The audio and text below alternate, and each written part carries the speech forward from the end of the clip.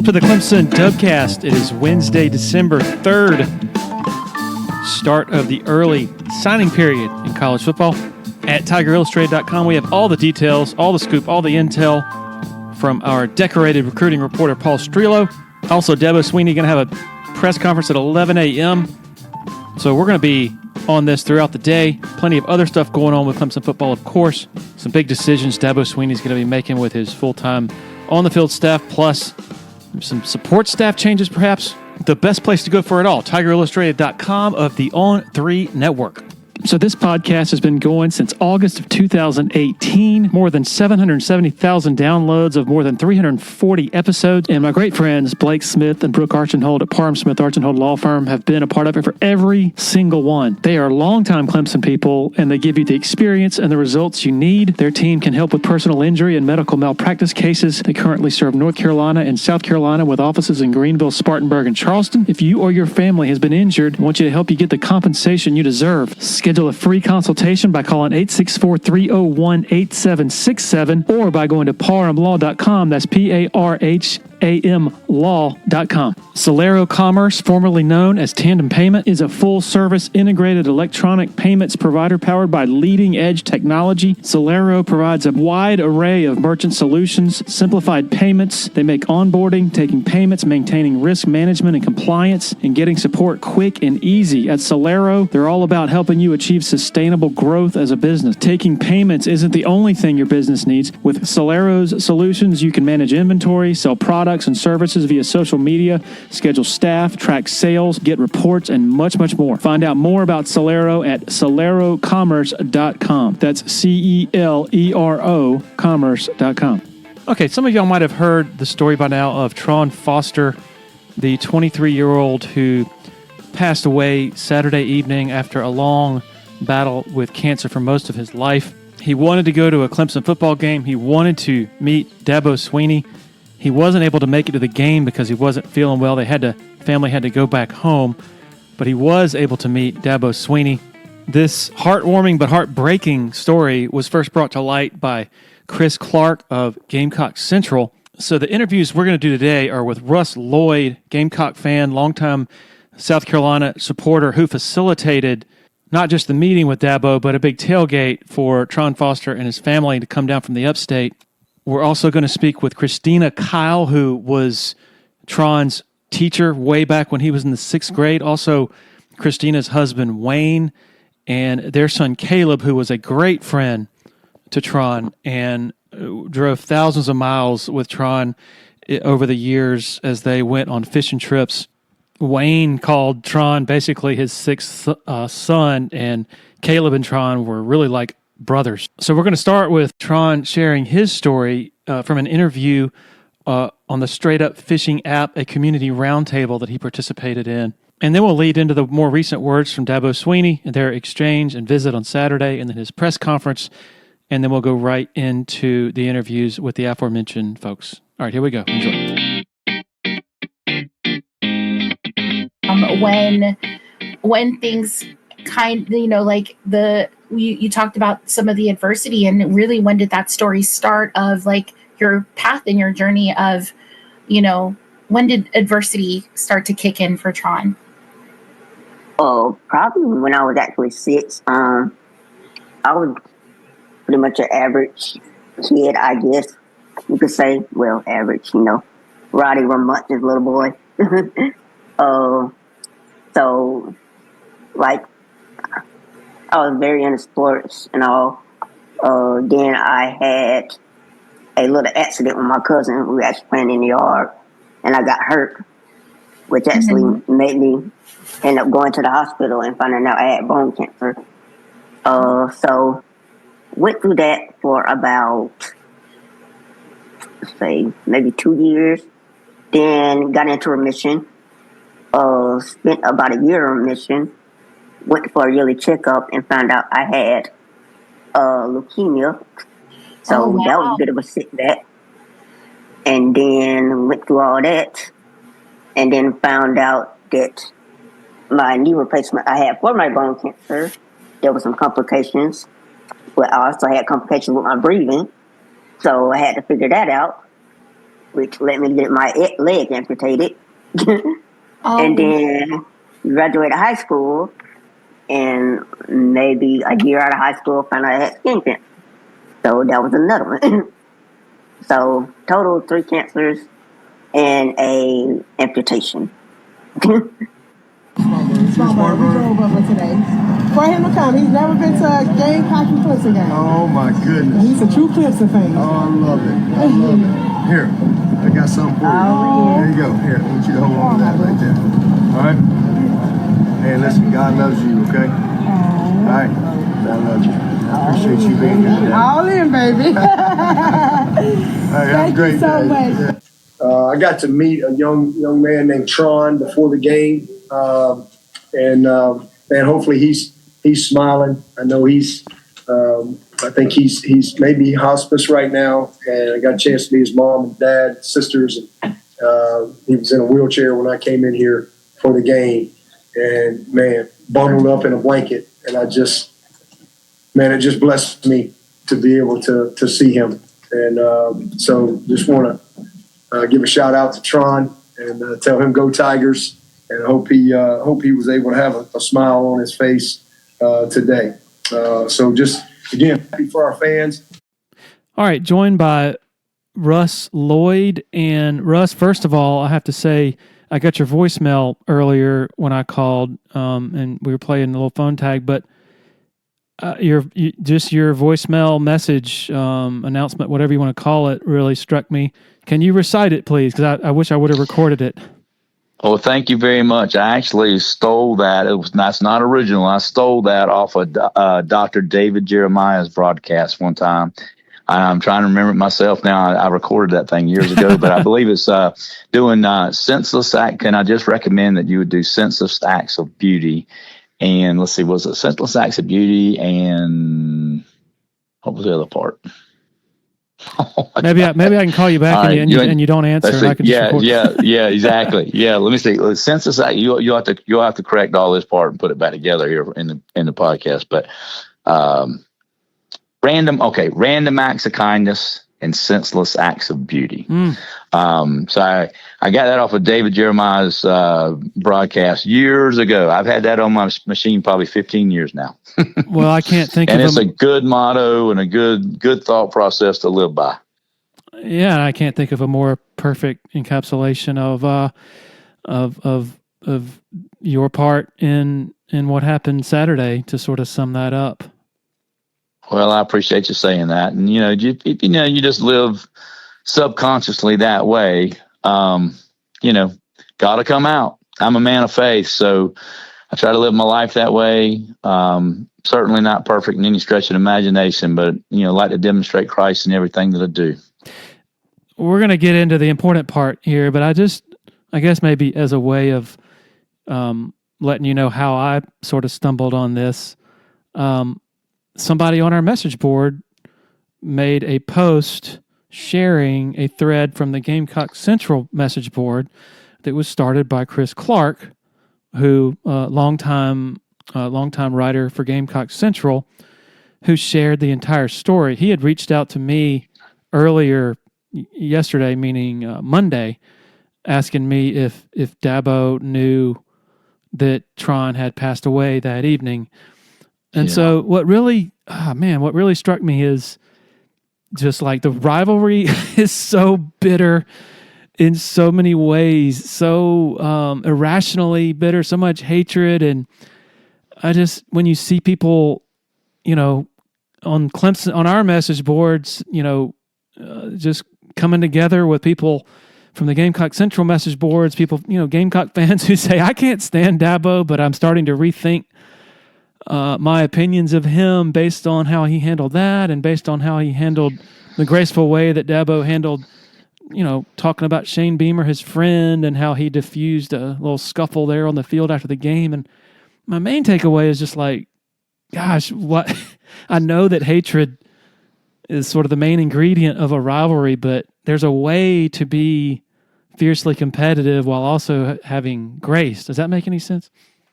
For sure. Absolutely. And I'm glad that you actually even said that and prefaced it, about the grace and just being a man of faith and that sort of thing. 'Cause I want to say that too.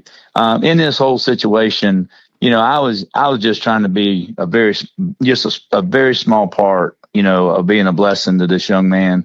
And God just grabbed it and did exactly what he wanted to do with it. And I want to make sure everybody knows that. I believe this thing was Holy Spirit ordained and just directed throughout the entire day. And I just was able to be a very, very small instrument in it. But talking about Dabo, before we really get more into the story of Tron, I will give Dabo. I believe that Dabo is a great guy. We 100% root against him. There's no doubt about that. We're Gamecocks through and through. But when my youngest son, Will, was a 12-year-old, we won the Dixie Youth State Championship in Central. But everything was around the Clemson campus. And on Sunday, all the teams, coaches, and everybody came in for a Sunday morning service, and Dabo gave his testimony.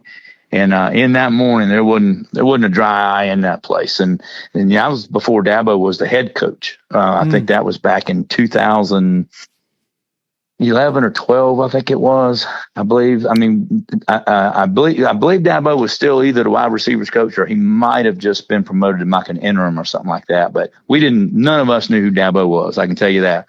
But we left there knowing that he was a man of God. So I've been knowing that about Dabo ever since I first found out about him. So it wasn't hugely surprising that this was something that he would do, but at the same time, it was rivalry day, and I had no idea with him getting off the bus whether he would take the time to meet this young man or not. So, what a blessing it was. Was he the coach of the Orange Crush team back then, the baseball team? No, well, I don't know about that. Okay. I was coaching my son's team that we won it there. We won it being a representative out of Somerville. But Dabo wasn't coaching then. I don't think he had a son my son's age. He was coaching at Clemson, but gotcha. not in the Dixie Youth tournament. So he became the head coach in 2008. In 2008. Okay, well, he was already the head coach then. Okay, he was the head coach. All right, I want to give you the floor and you're very humble about this. You don't want to take a lot of credit, but I would like to get your sort of play-by-play just as a means of, I think a lot of people have the surface level knowledge of what happened, but I'd love for you to share just sort of the finer points of how you became involved with getting sort of facilitating Tron being able to visit with Dabo Swinney before the game Saturday. Sure, I'll be happy to. We traveled with the university's ladies team to Southern Cal a few weeks ago, and I met a gentleman on that trip by the name of Earl Choice. And Earl's personal friends with the family. And Earl reached out to me, I'm pretty sure, on Wednesday morning before Thanksgiving. And excuse me, he just mentioned, hey, I know this family, know this young man. He's been stricken with cancer and doesn't have a lot of time left. And I'm not sure he's ever been to a tailgate. I knew you had a tailgate, and would you be willing to allow him and his family to come to your tailgate? And I said, man, absolutely. So he got us in contact with his uncles first, Latarver Williams, and then his and another one uncle was Rasheem. And so I worked through them. And so the first thing was I just invited them up their tailgate, and I think they brought about four carloads and come and had a great time at the tailgate. And we had a great time meeting them and all, and just gracious people. And but the more I thought about it, I was like, man, I'd like to do something, try to facilitate something here, but besides just a tailgate. And so the first thing I thought about, I said, well, I'm sure that Wayne will be able to get me, talking about Wayne Hyatt, he's the CEO of the Gamecock Club, that he'd be able to give me some field passes for him. I said, I believe he'd really enjoy being on the field for warm-ups. So I did that, and then, was thinking more about it, and I said, well, but he's a Clemson fan. I mean, he'll enjoy the sideline, but But boy, if somehow or another we could get him to meet Dabo, I think that'd be the highlight. So I began to think about that. All right, who can I call? Who? What are the contacts that I might have that we could pull that off? So I actually thought about Mr. Clyde Wren. He's been without a university, I think, for 12, 13, 14 years, and runs a men's group that is kind of an inner circle for Shane and whatnot. And I've been a member of that for 3 or 4 years. And I knew he had worked at Clemson previously, I believe under Danny Ford. Mm-hmm. And I called him and told him what we were trying to get accomplished. And he said, well, let me make some calls. He said, I don't really have any contacts directly to Dabo, but I know I got Danny's numbers. Let me call Danny. So he was going to work it through Danny.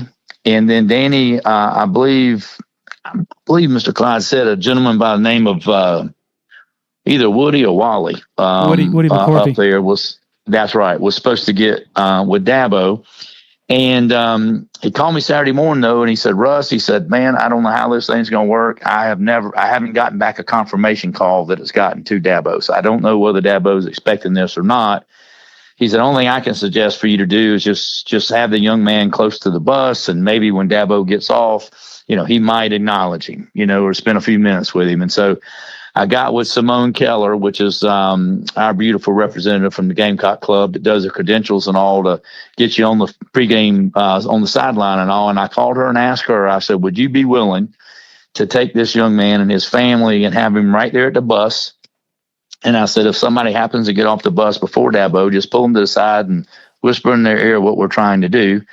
And I don't know exactly how it played out because I was not there at the bus, but as soon as it transpired, Simone sent me the pictures, and Dabo spent a good bit of time there talking with Tron and his family and loved up on him. And I know that his family told me that Tron told him, you got to go get this win.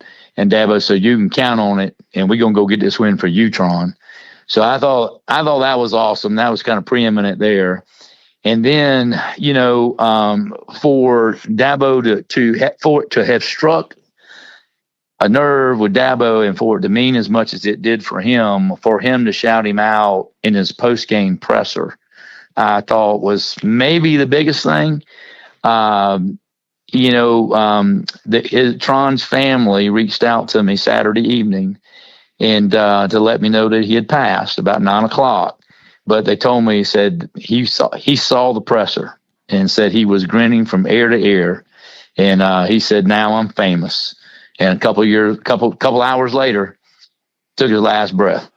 So I said, the young man may have had his best day on his last day. And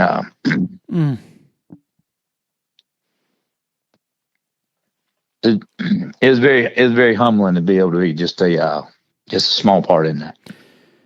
It's such a wonderful, and that's what it's about. It's a lot bigger than football, no doubt about it. It's such a wonderful, but just also gutting story at the same time. Two different extremes, two different forces pulling at you. Right. No doubt about it.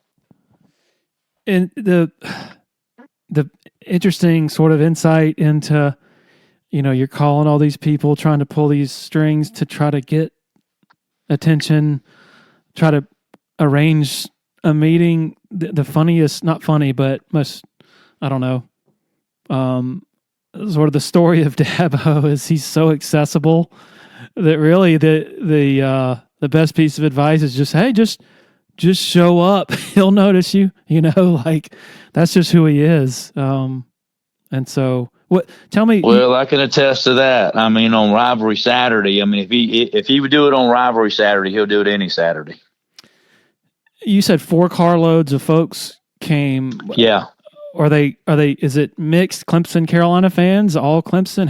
What was the breakdown? I think it was a bit mixed. I think predominantly they might've been Clemson, but it was mixed. I think there were some Carolina in with them too. So yeah, we just had a good time of fellowship. We didn't even talk much football. Again, it was just kind of bigger than football. Just trying to make a day special for the young man, really and truly. Did you get to speak with Tron? I did. He once he made it back from meeting Dabo, he actually never made it to the sideline because he was feeling poorly, and they had him in the car on his oxygen and whatnot, and my wife and I, stuck our head in the car there and spoke to him and chatted with him a minute, and then not long after that they left because they did tell us we've already called his nurse and we need to get him home, and she's going to meet us there. And so I would assume he just declined the remainder of the day. So they left out of there before the game even started, I presume? They did. Just his mom and dad. The remainder of the family stayed with us for the day, but his mom and dad took him home. Yeah. So are you saying they had arranged for him to be on the sideline?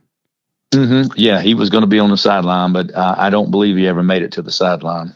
Oh, man. So have you been able to what has, ever since Chris Clark posted what he did yesterday, what's it been like for you?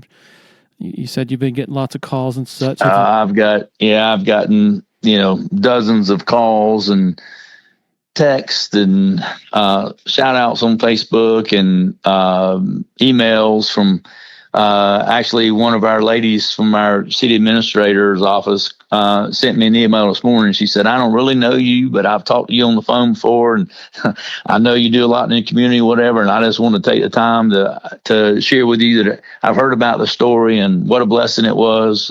And that really touched my heart too, that she would take her time out of her day, to just send me some kind words and whatever. That made my day today. So actually, I just read that email just before you called. And I don't know if you've been able to see some of the comments on the message board thread from what Chris Clark posted. I have. Yeah, very, very heartwarming. There's so many. The grand theme in the whole thing is it is much bigger than football. The rivalry's huge, and we all love to cheer, and fan is short for fanatic, and we're all fanatical. But at the end of the day, you know what, win or lose, the sun's going to come up tomorrow for most of us. It just didn't for Tron. It came up in heaven for him. And that's something that we all got to be concerned about, Yeah. We'll be ready. Are we ready when that day comes? I mean, I've even seen comments from Gamecock fans saying they were glad Clemson won for Tron. Yeah. That's pretty special right there in itself, isn't it? No doubt. And I found out since because I didn't know that much about Tron other than, they just said, we got this young man. And I said, yes, but I found out that, I think he's had cancer, since he was about 5 years old. And, I think he may have even, one poster posted that he beat it 3 times. So I assume maybe he went into remission 3 times and it just continued to come back. And I also saw a story this morning. I want to say it's either Camp Happy Days or Camp Victory or something like that, but it's for children with childhood cancer. And he had been going there since he was 5. And one time they did something special for him, I think for his 11th birthday, because I think he'd come down with bone cancer at that point in time, and he was going to be going to the hospital for treatment, I think, during the camp days. And they opened the camp up early where he could spend 3 days at the camp just by himself with the counselors there and whatnot, because he loved to fish.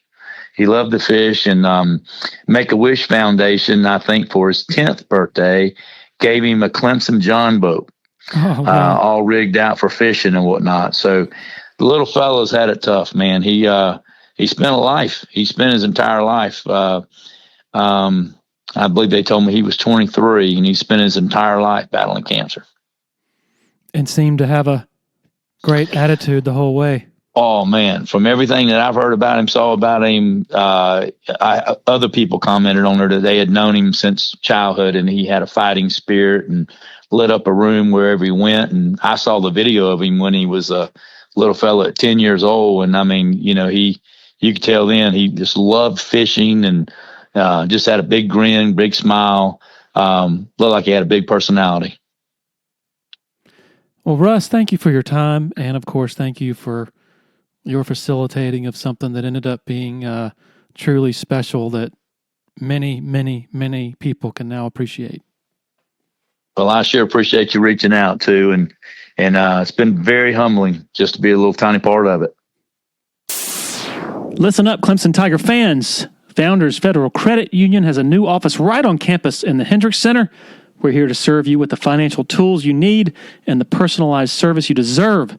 Not on campus, Founders has an office conveniently located on Old Greenville Highway. Stop by or visit foundersfcu.com to learn more and apply for a membership. Relax, you're with Founders.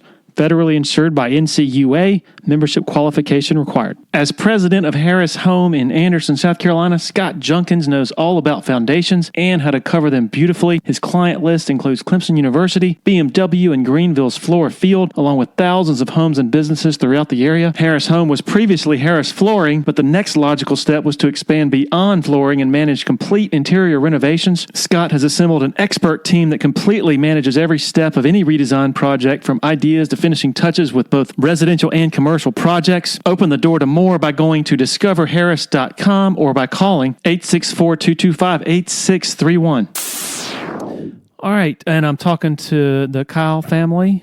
Can y'all maybe, I guess, just for lack of a better way to do it, just introduce yourselves if you don't mind? I'm Christina Kyle. Wayne Kyle. Caleb Kyle. What was the third name? Caleb. Caleb. Okay. Well, first of all, I guess y'all can just whoever wants to speak can just maybe provide some background just for those who don't know, including me, just on how far y'all go back with Tron. Okay. Well, I guess I'll start that. Well, I don't know what year it was because I can't really do the math in my head right now. But when Tron was entering into the 6th grade, I was teaching math at Rainbow Lake Middle School, and our guidance counselor came to me and said, I've got a very special student for you.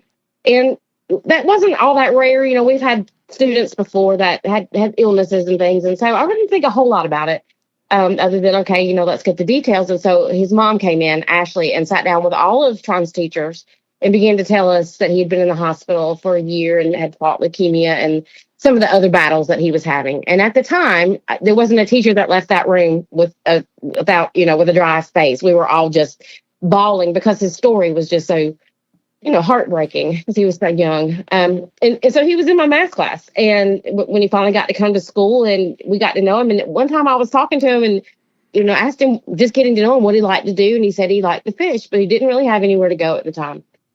So my husband's a fisherman and my son is a fisherman. And so I was like, we'll take you fishing. So we got in touch with his mom and some other people from the school. We made a big night out of it and we grilled steaks and he went fishing. And it was it started from there. He's been a part of our family ever since.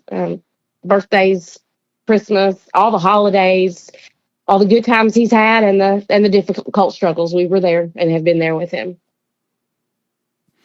And what lakes and such were y'all on fishing? Name it, and Tron has been on it. He's got a way. He had a way of getting where he wanted to be. That first night we went, I do not remember where we went. Do you, Wayne? We just went to a small local pond, That's right. And that's when I met Tron. Chris had come home and told me about this kid who wanted to meet me and wanted to go fishing, and so we arranged to meet him at a little pond. And he was already there with a couple of the coaches when I pulled up. And I got out of the car and we started talking. And from then on, Tron just followed me all around that pond. And it just, he immediately became a part of the family. I didn't know that day when I was going fishing that I would meet someone that from then on would be a part of my life. He became a 6th son too. Yeah, we have 6. We had 5 children together, and Tron was our 6th, and we always said that. And it's crazy because it happened so easily. It just happened. I mean, Tron just became part of the family, and then shortly after that, he started going to fishing seminars with me to like Bassmaster Classics up in Greenville. and we went around to different seminars, and he met all the big stars: Bill Dance, Roland Martin, Jimmy Houston, Hank Parker. He was on his show. and then Hank Parker eventually wanted him to come on his show. And Tron was like that. If you met him, you just wanted to be around him. Anyone who met Tron wanted to be around Tron. He had that personality. So when Hank met him, Hank Parker, he asked Tron to come and be on his fishing show. So I turned the TV on Saturday morning, and there he never even told me. I turned Hank Parker on one Saturday morning, and there's Tron fishing. So I gave him a hard time about that. I said, I took you there. You couldn't have gotten me on TV with you. But, and he just laughs. That's the way he was. Everything was funny. And so from then on, he always traveled with me. And then my oldest son, Caleb, when he was in high school when it started, and as he got out of high school, he took up fishing with Tron. And then it just went from there that everywhere that Tron went, Caleb was with him, and they've been to Alabama fishing. They've been all over the place with different professionals because everyone wanted to meet Tron. Yeah, I'll touch on the different lakes. As far as lake wise, we're fortunate enough to live right here on the lake in Spartanburg, so we fished Lake Bowen more times than I could ever count. Then it got to the point where Tron and I would travel to Alabama to Lake Gunnersville to fish with a professional. And it was at least once, if not twice a year, we traveled to Hartwell and Lake Russell to fish with Brian Latimer. Mm-hmm. So those were the main lakes we would fish. Was he? I'm assuming he was a really good fisherman. He could work a lure better than anybody else I've ever met in my life. Wow. That was one of the amazing things when the first day I met him. Like I said, I'm thinking, okay, I'll go fish with this kid. Sure. Well, when I left that evening from the pond, I told my wife, "Hey, this little man can fish." Here I was. I thought I was going to, teach him how to throw, teach him about working a plastic lure. And I get there, and he's very good at it. And I told Chris, I said, "This isn't taking care of a kid. This is going fishing with a buddy because he can fish, and he could. He was very good at it, but he put all his energy into it because Tron had fought cancer for so long, he couldn't play basketball and football like the other kids. So he found something that he loved, and he put everything into it and became very good at it. And Brian Latimer recently done a little story on Tron, the loss of Tron yesterday. They became real good friends. He's a professional fisherman, and him and Brian Latimer and Tron became very, very close and fished together many times. And so Ryan did a video yesterday on YouTube, on his YouTube channel, and he was talking about fishing with Tron. And it was never, he said, we fished together many more times than I ever filmed and showed because I didn't want anyone thinking that I was doing it for clicks. He said, I loved being with Tron, and Tron was fun to fish with, fun to hang out with. And in Brian's video, the most amazing part of that story is they asked Tron in one part of it, what did he have to overcome? Well, about 4 years into us meeting Tron, he lost one of his legs through the cancer and all, and he had to have the surgery in Charleston. And me and my wife, we drove up that morning. We were there for the surgery, stayed with him that day with his family. Tron said, after I lost my leg, I had to learn how to fish in a wheelchair. I had to learn how to throw a rod in a real wheelchair, and that was different. I had to learn how to fight a fish sitting in a wheelchair. He said, but I never let that bothered me, and I never let that get me down. He said, instead of being angry or upset or disappointed, he said, I just let the wheelchair become part of me. And it became part of who Tron Foster was. He said, so from then on out, when people would see me on the lake, and they would say, hey, there's that kid that fishes out of a wheelchair that fishes with Brian Lattimore and Hank Parker. He said, it became who I was. So that's just how I attacked it. And I thought that was an amazing way to look at life. And that one statement alone summed up who he was. That after losing a leg and having to learn how to fish out of a wheelchair, he didn't get angry. He just said, I'm going to make this who I am. And that was amazing to me. And that's how he lived. So when y'all met him, he was walking. Yeah, he was walking. He wasn't even on oxygen in the beginning. That came pretty quickly afterwards. And he was at the school where I was teaching for 6th, 7th, and 8th grade. And I remember one time, especially when he was in the 8th grade, and he just really could not get his breath. He couldn't breathe. And he was in the nurse's office, and the principal came to get me. And he just wanted me until his mama could get there, and just to calm him down because he was panicking because he couldn't breathe. And it was just one of those things. But you have to know the fierce love between Tron and Ashley. I can't put words to it, because his whole time he was in there and he was fighting, he said, don't tell my mama how bad I am. Don't tell my mama how bad I am. She'll just worry. Mm-hmm. And that was Tron. He just, that's just who he was. And I don't know how else to explain. That his love was fierce. And I said to one thing after he passed, the child taught me how to love. And I thought I was, going to be helping him. And honestly, he helped me. Mm. Christina, can you maybe recall, you mentioned when he first arrived at the school and you said there wasn't a dry eye when you and the other teachers and administrators were listening to his background. Can you share what you remember from what y'all were told? I can. It's a little complicated. His illnesses were complicated, but I think he said when he was 6, he fell. So 4th grade, he fell, or 2nd grade. I don't know. Anyway, he fell and he broke his leg or hurt his leg. And in hurting his leg, they found out that he had bone cancer. So that was 2 years prior to him being able to come back to public school, because once they did chemo and treated that, he got leukemia and he had a transplant, a bone marrow transplant, and his body rejected the bone marrow transplant.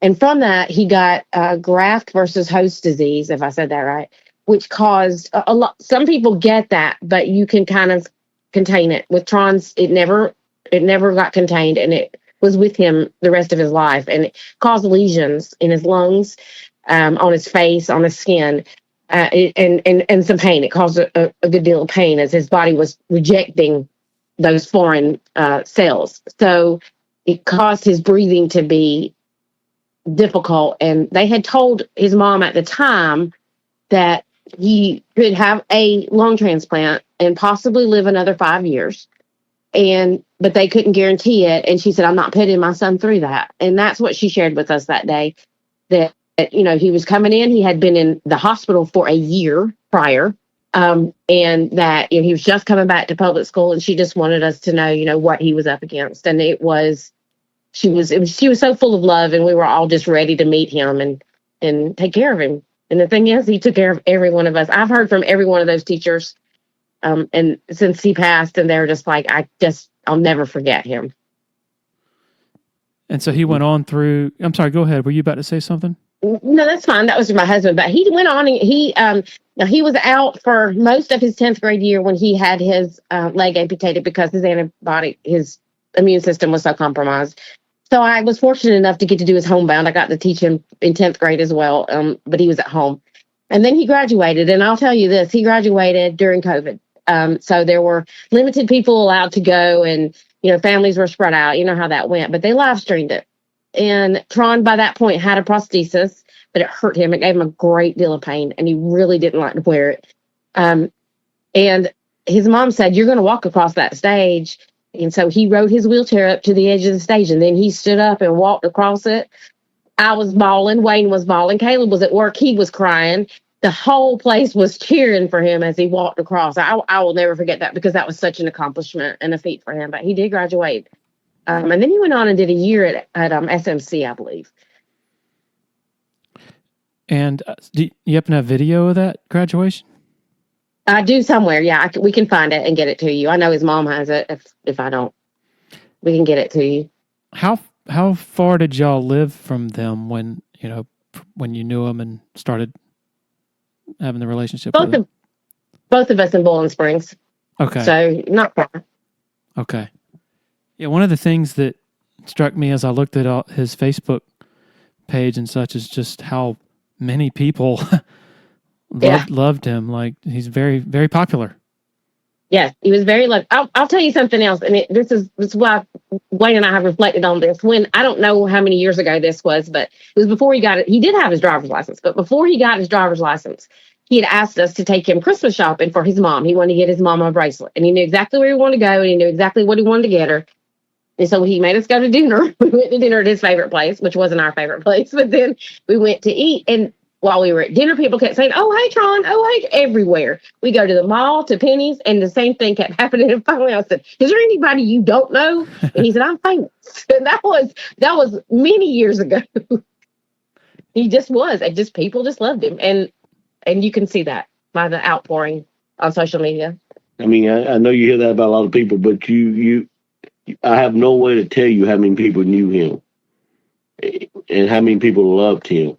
I mean, we would go to Greenville to the Bassmaster Classic, and there'd be thousands of people there. And everywhere you went, somebody knew Tron. Somebody in the fishing industry, in the business, or people who fish, or young teenagers who fish knew who he was. And I would always push his wheelchair through it, and we'd always have to stop. Because everybody wanted to talk to Tron. We stopped at one place. A group of people stopped us one time at the Classic, and wanted Tron to sign their fishing hat because they watched him fish on TV with Hank Parker and Brian Latimer. Everybody loved him, but if you met him, you'd know why. You know why. He never met a more positive. The four things I always said about Tron: he loved the Lord, he loved his mama, he loved Clemson football, and he loved fishing. That's four things that boy loved. He used to tease me and call me his second mama. I think he has about 5 of us. I mean, he's got lots of women that were taking care of him, but I was his second mama. And every Mother's Day, every birthday, everything, he was just a part of our lives, and we're going to miss him. I always referred to him as son anytime I told him he was our son. Oh, yeah. Well, I called him baby. Yeah. Hey, baby. He'd always call me on my birthday. Always. And he never failed. I mean, he was just part of the family. And when we'd hang up, I'd say, "I love you, son." I mean, he felt like my son. And never thought that would happen the day I was going to fish with a 6th grader. Thought I'd just fish in a pond with him. That'd be the end of it. But you couldn't meet him once and walk away. You just couldn't do it. Nope. Dude, somebody told me he had come to Clemson years ago and met Sammy Watkins, and that had to have been more than a decade ago because Sammy left here in 2014. Right. Yeah, he did. He went with, I think, the school nurse or the district nurse, and her husband took him to meet Samuel. He's met several players. And I think, and I might be wrong about this, but I'm pretty sure when he was in the hospital when he had leukemia, the Carolina Panthers, because they were practicing here, came to see him. I'm pretty sure because he had a jersey and all the stuff from them, and that's the story he told me anyway. They all came and saw him in the hospital. Another funny story at that same time, who was running back for Burns? Keep going. The one that played for Carolina. Marcus Lattimore. Mm-hmm. He was at the hospital at the same time Tron was there, and he was going around visiting people. And they asked Tron, they said, "Do you, Marcus wants to come in here and see you. Would you like to meet him?" Tron said, "Oh, no, I can't meet him. He's a Gamecock." That's great. He wouldn't let him come in there. So He never went in there, and his mama said, "Well, why did you do that?" He said, "Well, I couldn't let him come in here with all this Clemson stuff in here." So how I did remember that was fun. Go ahead. Yeah, how did the trip to this past Saturday's trip to Columbia take shape? Are y'all familiar with how all that went down? I know most of it.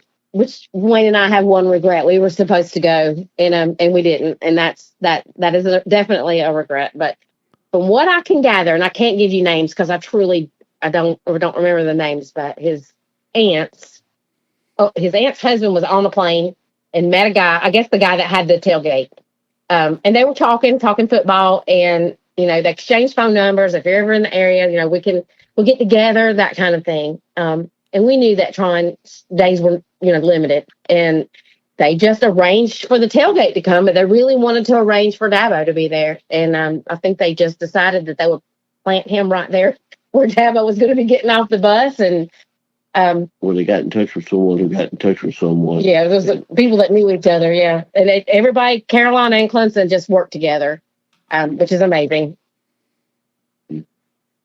So that's kind of how it happened. So it was just fate that they met on an airplane and they had that contact, and it all just came together very seamlessly.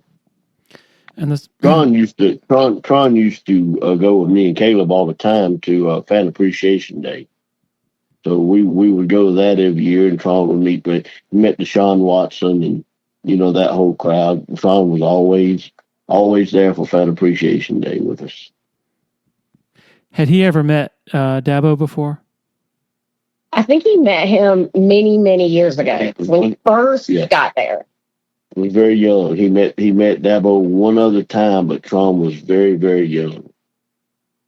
In fact, on that time, Dabo, I think they were preparing for a bowl game, and Dabo let him come out on the practice field, and all the players.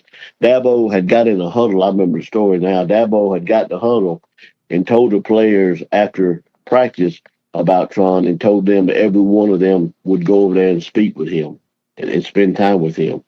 And I remember seeing it now, the video, and after the bowl practice, every player on that team went over there and sat around with him. And Dabo told them to, but he didn't have to make them. They wanted to.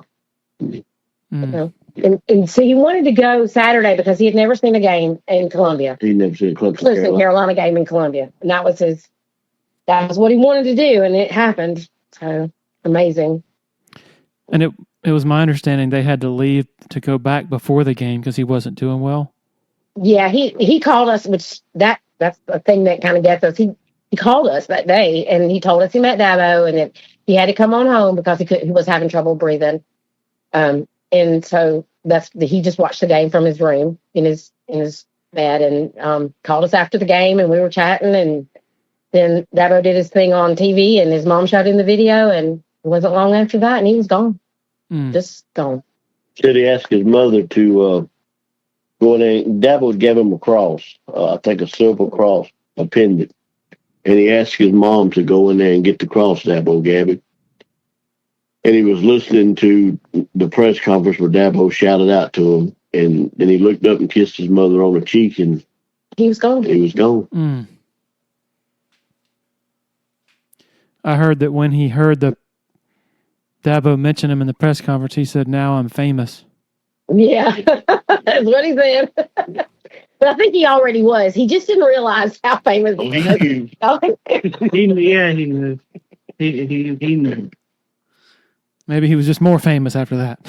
That's right. It was national TV at that point. I mean, come on. But he could make you laugh. He would say some of the funniest stuff.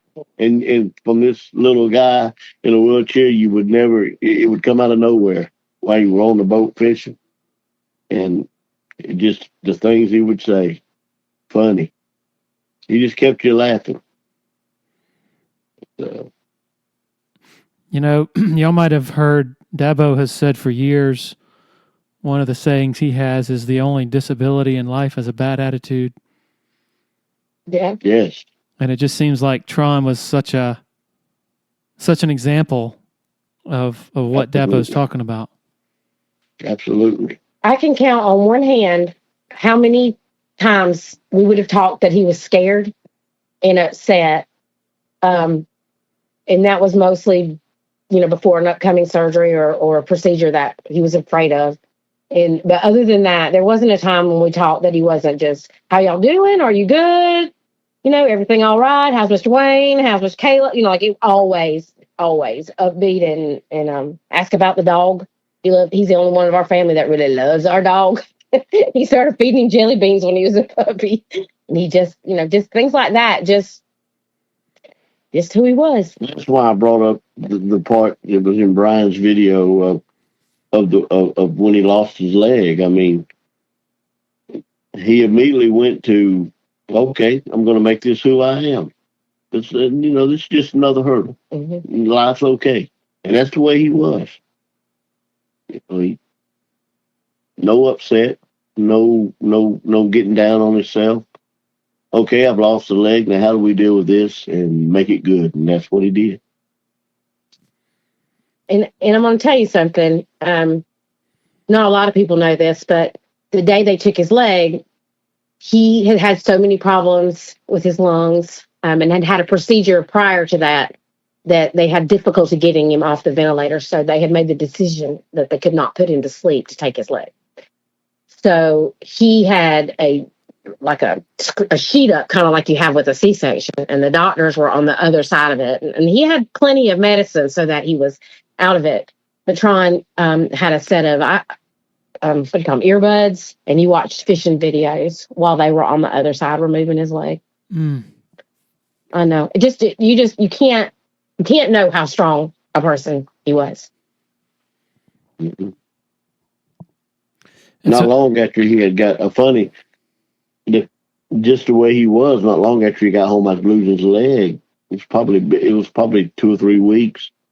Of course, me and my wife were always talking about dieting. We're getting older, we got to lose weight. And Tron just pops out of the blue. He says, well, Miss Cal, I lost 20 pounds. And my wife said, well, how'd you do that? He said, they cut my leg off. Just funny. I mean, he always was going to be funny, have something to make you laugh. And there's going to be a balloon launch on Wednesday at Lake Bowen. Is that right? Thursday. Sorry. Right. 5 o'clock? Yeah, I think so. 5 o'clock, Caleb. Yes, 5. Looks like it'll be right now. It's going to the sunset side right now. Yep. Well, I don't think I have anything else. I can't thank y'all enough for sharing your time and just sharing who he was with more folks out there. Thank you so much for allowing us to do that. Oh, we did good. I hope it gave you a little bit about who he was. It's hard. He was so good. It's hard to put into words. I mean, everybody loved him. But we certainly did. And we miss him already. All right, I want to thank some folks who helped facilitate these interviews and sort of the connections. Chris Clark, of course, with Gamecock Central. Lewis Tucker, who goes by Rooster Louie on the Gamecock Central website. Also, Armchair Tiger from Tiger Illustrated, longtime subscriber to Tiger Illustrated. Sorry, I'm just saying handles. That's how I know a lot of these people is from the handles they use on the message boards. I already mentioned the balloon launch set for 5 o'clock, I believe, on Thursday at Lake Bowen. Also, the celebration of Tron's life is scheduled for Sunday, 2 o'clock p.m., Macedonia Baptist Church in Spartanburg, 502 South Daniel Morgan Avenue. Just what an amazing story, an amazing person who clearly touched a heck of a lot of people. Rest in peace, Tron Foster.